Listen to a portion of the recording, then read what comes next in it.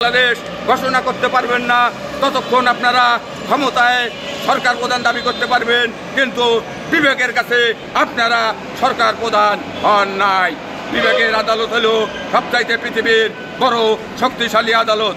আপনি ক্ষমতায়, আমাদের গরিব মানুষ, আমরা ৭১ সালে দেশ স্বাধীন করছিলাম, উদ্দেশ্য ছিল আমরা স্বাধীন ভাষায় কথা বলতে পারি না, আমাদের দেশ স্বাধীন হবে, আমাদের ছেলে সন্তান সরকারি অফিসে বসবে, আমাদের ছেলে সন্তান আমাদের কাছে চাকরি করবে, আমাদের সাধারণ মানুষ আমাদের কর্মকর্তার কাছে যাবে, উচ্চারা চাকরি টাকা দিয়ে কাজ করে আসবে, কর্মকর্তা চেয়ার থেকে উঠবে, কর্মকর্তা সাধারণ মানুষকে সালাম দেবে।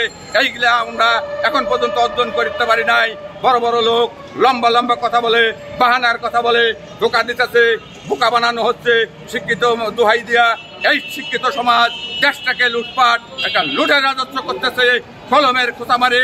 সেই কারণে আমরা দুটি মানুষ আজকে স্বাধীনভাবে আমরা মাথা ছাড়া দিয়া আমরা উঠতে পারি না। আমাদের ছেলে সন্তান এখন পর্যন্ত আমার দিকে দেখে থাকান।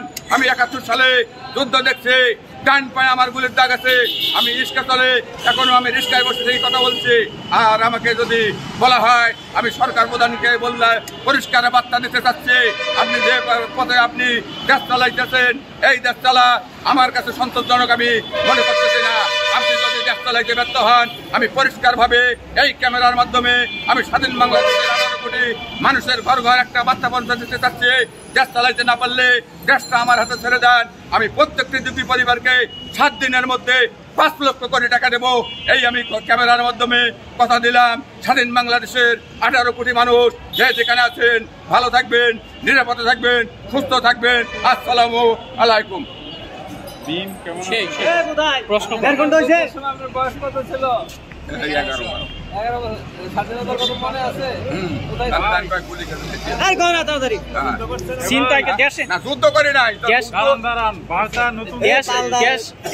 চিন্তাকারী এবং ওই যে চাঁদাবাজি দূর করতে হইলে কি করতে হবে?